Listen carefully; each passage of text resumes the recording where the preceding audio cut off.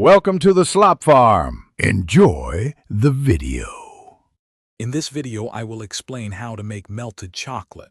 We'll start with the classic double boiler method. First, select a good quality chocolate and chop it into small, uniform pieces.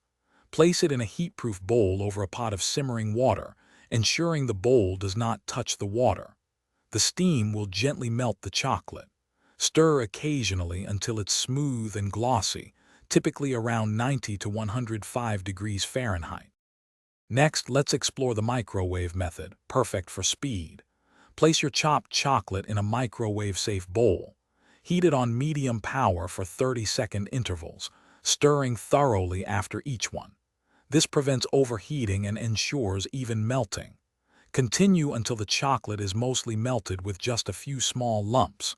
Then, stir until completely smooth and ready to use. For alternative methods, consider a warm water bath or a low oven.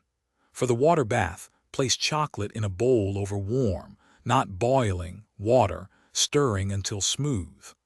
Alternatively, spread chopped chocolate on a baking sheet and place it in an oven preheated to about 150 degrees Fahrenheit.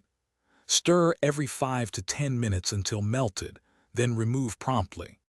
To achieve perfect melted chocolate, remember a few key tips.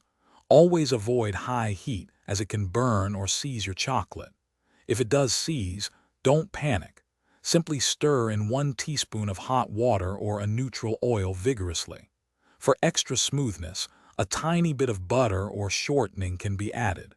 Use your beautifully melted chocolate immediately for optimal results. Thanks for watching. Consider subscribing if we helped you today.